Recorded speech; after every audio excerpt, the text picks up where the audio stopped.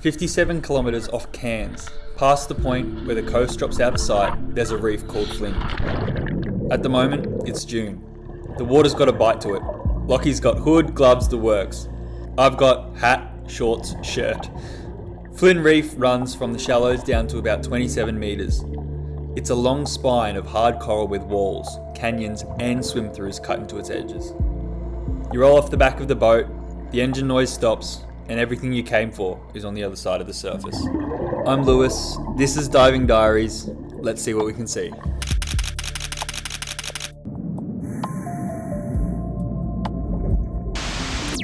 The first thing we noticed was the traffic.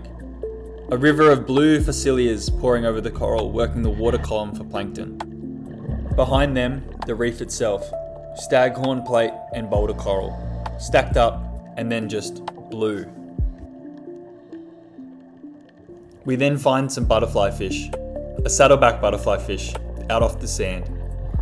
About 30 centimetres in length, the biggest butterflyfish we see today, and that trailing white filament is the giveaway for its species. They pair for the long haul. Next, we find the dot and dash butterflyfish, 12 centimetres of appetite, taking coral polyps one at a time. If you like butterflyfish just as much as me, check out the reel that we have for collecting all the butterflyfish of the Great Barrier Reef.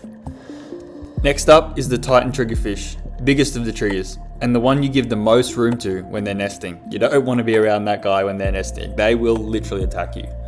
But then, the reef will hand you one of these, a green sea turtle. This one was settled into the rubble like she'd been there all morning, and then she started swimming. As I've said before, adults are almost entirely vegetarian. It's the algae and the seagrass that they eat that turn their fat under their shell green, and that's where their name comes from. She can slow her heartbeat to every few minutes and stay down for hours. Globally, they're endangered, which makes watching one of them feel less like a sighting and more like luck. I love every second I spend with them.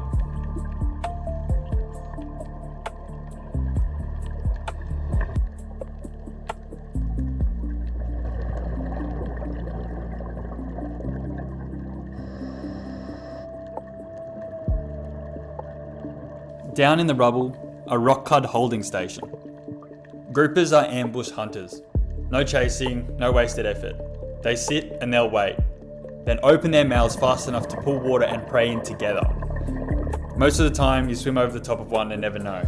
This guy is like camouflaged on this ledge. After scaring off the rock cod, we kept swimming and found these brassy drummer, cruising past at eye level.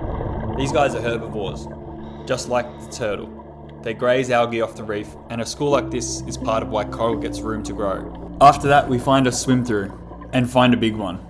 A flowery cod. Flowery rock cod, marble brown groper, whatever you want to call it. These guys get to 90 centimetres at full size, and I think this one wasn't far off. They're built for stillness. That blotched skin breaks its outline against the coral so completely you can look straight at one and see rock sometimes. Fish like this start life as females, and some later turn male.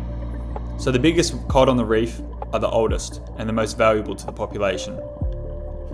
They gather to spawn in a few places year after year, which is exactly what makes them easy to fish out. So this one, this size, unbothered, in its own patch of reef, that's a great sign. We found another one, not so camouflaged on the sand. Scared him off a little bit, but cool to see anyway.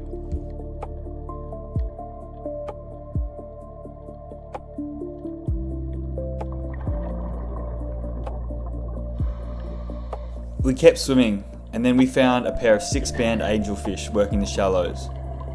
Close to half a metre grown, with that white bar behind the eye and the blue flecks down the flank. They eat sponges and sea squirts, food almost nothing else wants, and adults usually hold a patch of reef as a pair. Find one, wait, and then the other one will turn up. That's what we did, and we get to see both here.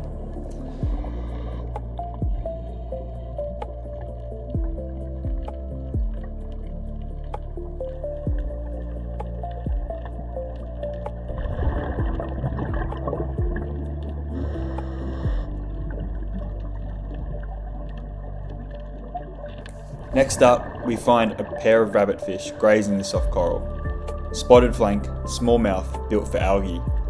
And they have a set of venomous spines in the fins, which is why very little bothers it. Following on from that, we've got the classic Moorish idol. Looks like a butterfly fish, but isn't one. It's the only living species in a family of its own. No close relatives left.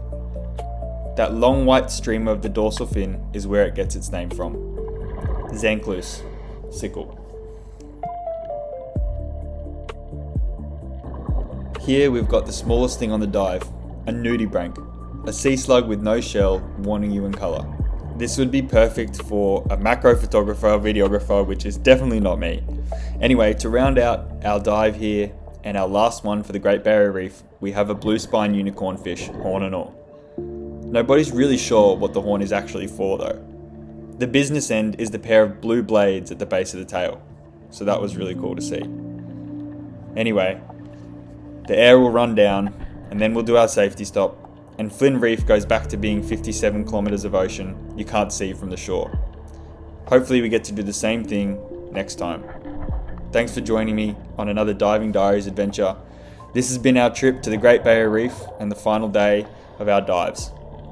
See you in the next one.